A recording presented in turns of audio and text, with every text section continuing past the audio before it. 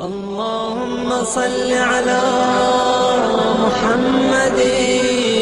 وآل محمد۔ یہ بھی مستحبات میں سے ہے کہ بچہ جب شکم مادر میں ہو اس وقت ہی اس کا کوئی نام تجویز کر دیا جائے، اور خاص طور پر یہ بھی بات روایات میں آئی ہے کہ اگر اس کا نام، اگر کوئی شخص یہ چاہے، والدین اگر یہ چاہیں کہ ان کے ہاں بیٹے کی ولادت ہو تو وہ اس کا نام محمد یا علی رکھ دیں، تو پھر ان کے ہاں بیٹے ہی کی پیدائش ہوگی اگر کسی کی یہ خواہش ہو، اور اس کے بعد پیدائش کے بعد 7 روز تک وہ نام برقرار رکھا جائے، اور اس کے بعد پھر اس کو تبدیل بھی کر سکتے ہیں۔ اور یہاں تک رسول کی حدیث ملتی ہے کہ اگر کسی شخص کے 4 بیٹے ہوں اور ان میں سے کسی ایک کا نام بھی محمد نہ رکھا اس نے تو اس نے مجھ پر ظلم کیا۔ تو بہرحال یہ بھی مستحبات میں سے ایک ہے۔ اگلا مستحب یہ ہے کہ عورت زیادہ تر باوضو رہے، کوشش یہ کرے کہ اس کے زیادہ تر اوقات طہارت کے عالم میں گزرے، اس سے بچے پر بہت زیادہ بہترین روحانی اثرات مرتب ہوں گے۔ اگلا مستحب یہ ہے کہ عورت زیادہ سے زیادہ تلاوت قرآن کی طرف متوجہ رہے، تلاوت قرآن کی طرف متوجہ رہے۔ اچھا دیکھیے، اس کے بعد اگلا مستحب، عورت اپنی اس ذمہ داری کا بہت زیادہ احساس کرے۔ ظاہر ہے کہ اب ایک نسل چلے گی اور قیامت تک اس سے مزید نسلیں چلتی رہیں گی، تو اس عورت کی کتنی بھاری ذمہ داری اس کے سر پر آن پڑی ہے کہ اللہ نے اس کو اس قابل سمجھا کہ اتنی بڑی ذمہ داری اس کے سپرد کی۔ اچھا دیکھیے، بہت ساری روایت ایسی بھی ملتی ہیں کہ جس کے اندر اس کا ذمہ داری کا احساس دلایا گیا ہے۔ پھر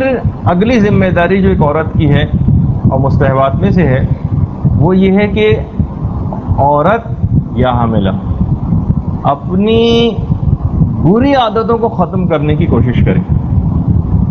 کیونکہ یہ ساری کی ساری بری عادتیں اس کے بچے میں ٹرانسفر ہوں۔ اگر عورت کینہ پرور ہے تو یہ کینہ بچے کے اندر جائے گا، عورت اگر حاسدہ ہے تو یہ حسد کی بیماری بچے کے اندر جائے گی۔ جس طریقے سے جسمانی بیماریاں عورتوں کی بچوں کے اندر جاتی ہیں، بلڈ پریشر ہے، ڈائبٹیز میلائٹس ہے، بہت سارے وائرس انفیکشنز ہیں جو ماں سے بچے میں جاتے ہیں، اسی طریقے سے روحانی بیماریاں بھی بچے کے اندر جاتی ہیں۔ ماں اگر عادی ہے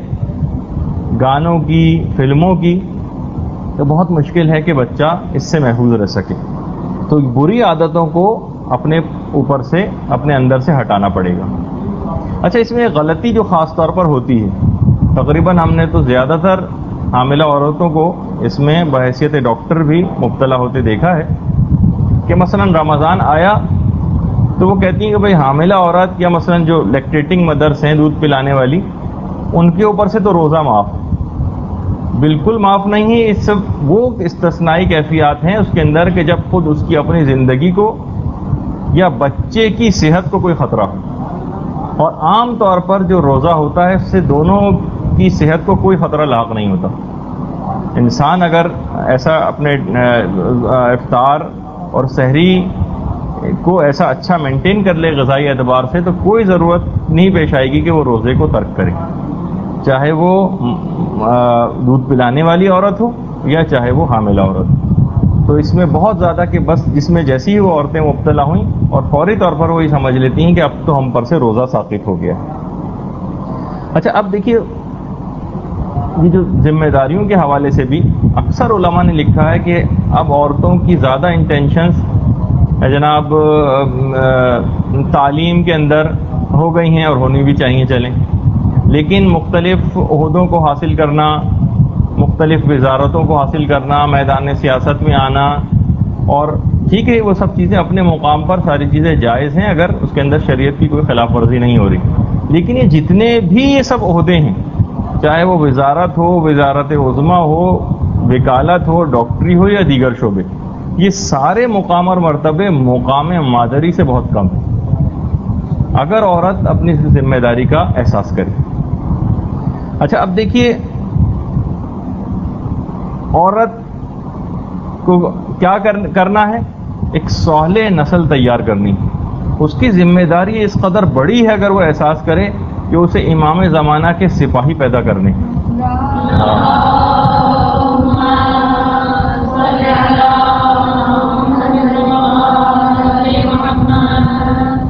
تو بہرحال اس کے بعد یہ بھی ہے کہ عورت کی جو نفسیاتی کیفیات ہوتی ہیں نا، یہ بھی سب کی سب بچے کے اندر ٹرانسفر ہوتی ہیں۔ اگر ماں کسی بھی اعتبار سے کسی خوف میں مبتلا ہے تو زیادہ تر علماء نے لکھا ہے جنہوں نے بھی اس موضوعات پہ کام کیا ہے، اور نفسیاتی ماہرین بھی یہ کہتے ہیں کہ یہ ڈر اور خوف کی بیماری اب بچے کے اندر بھی جائے گی، بچے ڈرپوک بزدل پیدا ہوں گے۔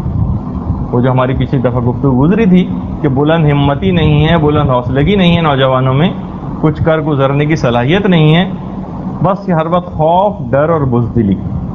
یہ جو ہے ماؤں کی طرف سے یہ چیز منتقل ہوتی ہے۔ آپ کو یاد ہوگا نا وہ واقعہ جو کتنا زیادہ مجلسوں میں پڑھا جاتا ہے کہ جب محمد حنیفیہ جنگ کے لیے گئے تھے اور بار بار ناکام ہو کر واپس آئے تو مولانا نے ان کے ہاتھ پہ ہاتھ مار کے کہا کہ کمزوری ماں کی وجہ سے۔ اور پھر اس کے بعد آپ نے دیکھا کہ واقعہ کربلا کے لیے جب حضرت عباس کی پیدائش کا اہتمام ہو رہا تھا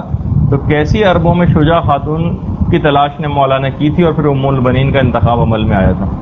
تو یہ ماں کے اثرات مرتب ہوتے ہیں۔ یہ خوف جس کی بھی میں نے نشاندہی کی، ہر قسم کا خوف،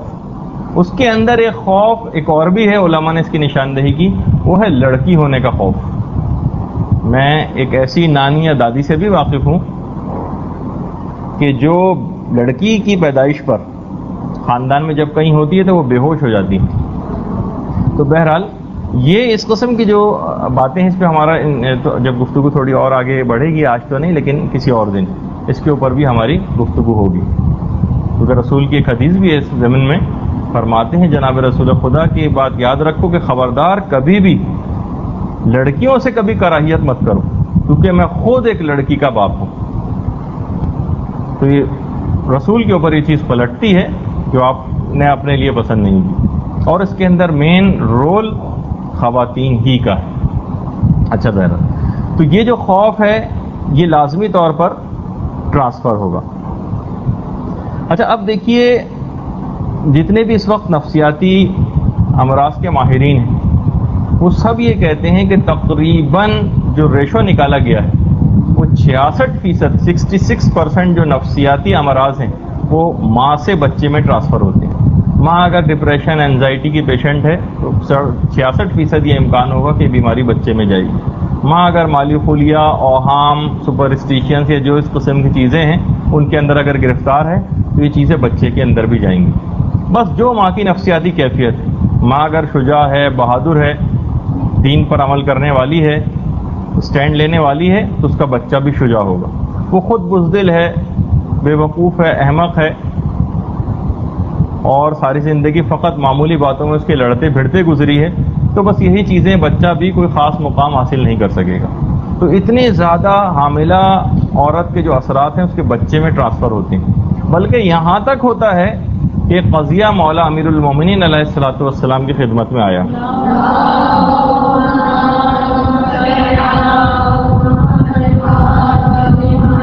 وہ قضیہ یہ تھا کہ ایک سفید فام عورت، اس نے ایک سیاہ فام بچے کو جنم دیا،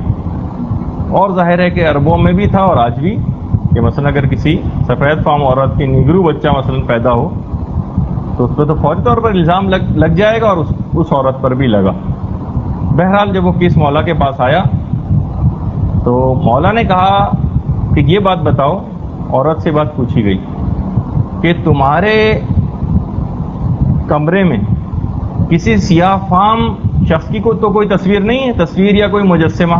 اس نے کہا ایک سیاہ فام غلام کی تصویر میرے کمرے کے اندر لگی ہوئی تھی. تو مولانا نے کہا یہ عورت بالکل بے گناہ ہے، اور اس تصویر کو دیکھنے کی وجہ سے بار بار اس کی بچے کی شکل بھی اس کے اوپر ہو گئی. تو بعض اوقات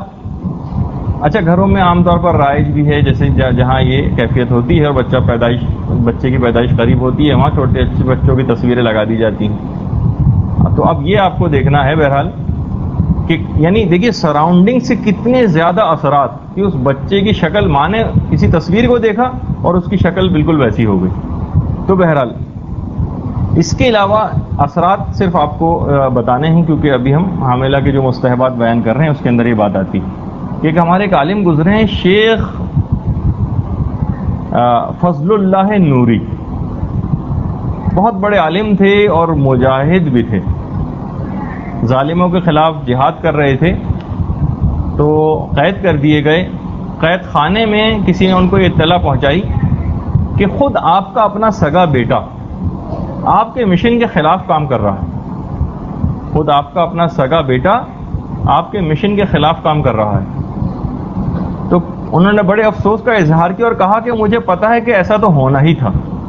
لوگوں نے پوچھا کہ یہ کیا بات ہوئی، آپ جیسا عالم، آپ کی کیسی تربیت، اور اس کے باوجود بھی آپ یہ کہہ رہے ہیں کہ اس کو ایسا ہونا تھا. کہا ہاں، جب اس کی پیدائش ہوئی تو اس کی ماں کو ایک ایسی بیماری تھی کہ وہ اپنے بچے کو دودھ نہ پلا سکی. تو ہم نے ایک عورت کی خدمات حاصل کی، اس نے اس کو کافی عرصے دودھ پلایا. بعد میں پتہ چلا کہ وہ عورت کردار کے اعتبار سے بھی اچھی نہ تھی اور عقائد کے اعتبار سے بھی مولا امیر المومنین کے لیے اپنے دل میں کینہ رکھتی تھی. جب ہم کو یہ بعد میں پتہ چلی تو اس وقت سے ہی میں نے سمجھ لیا تھا کہ اس بچے کا سعادت مند ہونا بہت مشکل ہے. تو آپ نے دیکھا کہ ماں کے اثرات کیسے ٹرانسفر ہوئے کہ ساری زندگی ایک بڑے آیت اللہ اور مجتہد کی تربیت بھی کام نہ آ سکی، اور اس دودھ پلائی کے زمانے کے اثرات بچے کے اندر کیسے منتقل ہوئے. اچھا اب ایک واقعہ آیت اللہ مہدی شمس الدین لبنان کے وہ عظیم مجاہد، ان کی ایک کتاب ہے داستان ازواج و اولاد، ایک کتاب ہے، اس کا اردو ترجمہ بھی ہو گیا. بہت مختصر سی کتاب ہے لیکن ہے بہت بہت بہترین، اور غالباً جامع تعلیمات اسلامی نے اس کو شائع کیا ہے. تو اس کے اندر ایک واقعہ آیت اللہ مہدی شمس الدین لکھتے ہیں. کہنے لگے کہ جب جرمنی اور فرانس کے اندر جنگ ہو رہی تھی تو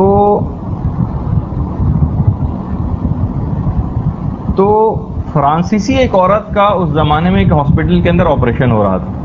بے ہوش تھی اور دماغ کا آپریشن ہو رہا تھا. نامعلوم اس بے ہوشی کے دوران، اب دیکھیے آیت اللہ مہدی شمس الدین اور ایسی چیزیں ہماری میڈیکل سائنس کے اندر کوئی قابل تعجب باتیں نہیں، ایک ایسا کوئی اسکیلیپل یا نشتر اس کے دماغ کے کسی ایسے پارٹ کے اوپر لگا کہ دوران بے ہوشی ہی اس نے ایک جرمن قومی نغمہ گانا شروع کر دیا. سب لوگ انتہائی حیران. بہرحال اس کا کسی بھی اعتبار سے آپریشن انہوں نے کر کے کمپلیٹ کیا، اور بعد میں پتہ چلا کہ تو فرانسیسی عورت تھی، اس کو جرمن زبان آتی ہے یا نہیں آتی. بعد میں پتہ چلا کہ اس کو جرمن زبان سے دور دور کا واسطہ نہیں. لیکن جب اس عورت کی اپنی پیدائش قریب تھی تو اس زمانے میں ہر طرف جرمن فوجیوں کے قومی نغمے گونجا کرتے تھے. تو اس کے اثرات اس حد تک ہوئے کہ دوران آپریشن جب اس کے دماغ پر وہ چیز ٹکرائی تو اس بے ہوشی کے عالم میں اس نے جرمن قومی نغمہ پڑھا، جو کہ اس نے دوران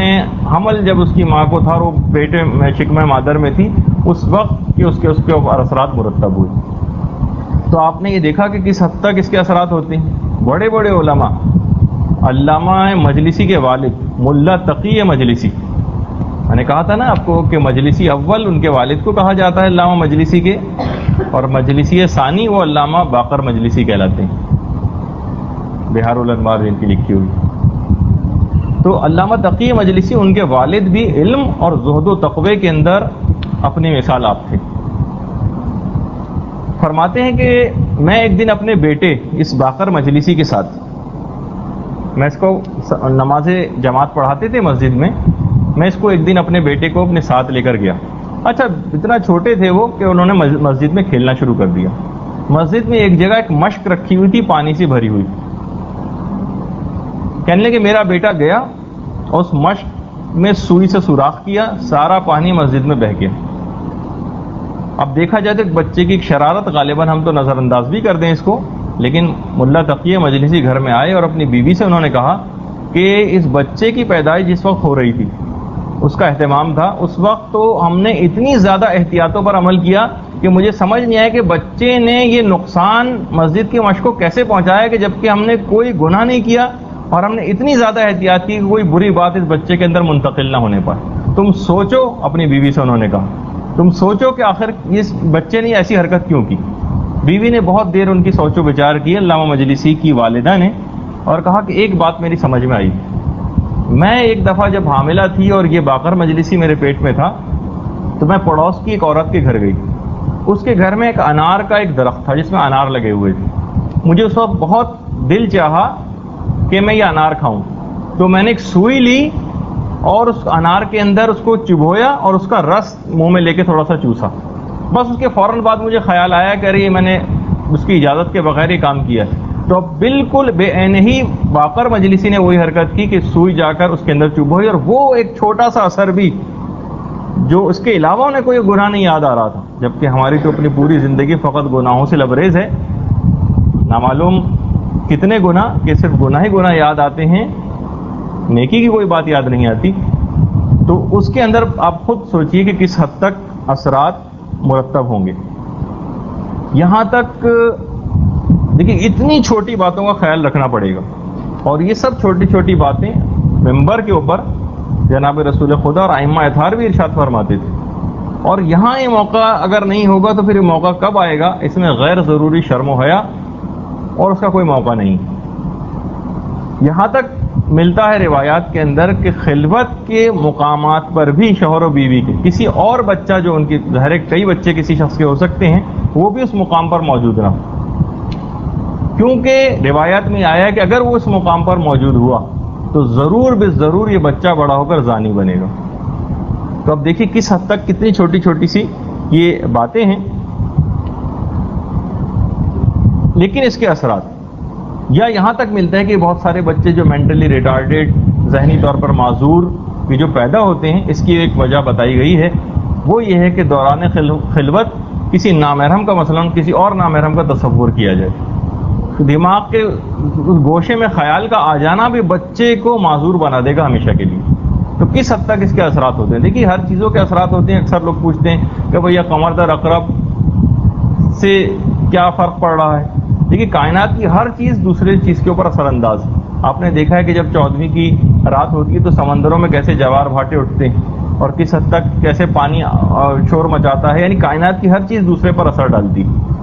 اچھا اب ایک لوگ یہ سوال کرتے ہیں کہ بھائی یہ غلطی کی تھی ماں نے، بیماری ہے ماں کو، سوئی چوبئی مثلا علامہ باقر مجلسی کی ماں نے، اس میں بچے کا کیا قصور؟ وہ کیوں خراب ہو گیا؟ وہ تو بیچارہ مجبور اور معذور ہے اس مسئلے میں، اس پر تو یہ اثرات مرتب نہیں ہونے چاہیے تھے۔ تو یہ بات دیکھیے یاد رکھیے کہ غلطی یہ دنیا ہے، اس میں اگر کوئی غلطی سے کسی کو نقصان بھی پہنچائے تو اس کو نقصان تو بھگتنا پڑے گا۔ مثلا اگر کوئی شخص کسی کی اٹھا کر پتھر مار دے کسی کی آنکھ پہ تو اس کی آنکھ تو پھوٹے گی نا۔ اب دیکھا جائے تو اس شخص کی آنکھ کیوں پھوٹی، اس کا تو کوئی قصور ہی نہیں، بھائی وہ تو چلتا ہوا جا رہا تھا، تو کوئی بات نہیں، دیکھیے دنیا اسی کا نام۔ تو اگر کوئی شخص کسی اور کی وجہ سے بھی نقصان کے اندر مبتلا ہو سکتا ہے، تو بہرحال کوشش یہ کریں کہ نقصان اپنی اولاد تک منتقل نہ ہونے پائے جو کہ ہم اپنی زندگیوں میں اٹھا چکے۔ اللہ جل اللہ جل یا مولا، اللہ جل اللہ جل اللہ جل اللہ جل ماسٹر، اللہ جل اللہ جل اللہ جل یا صاحب السماء۔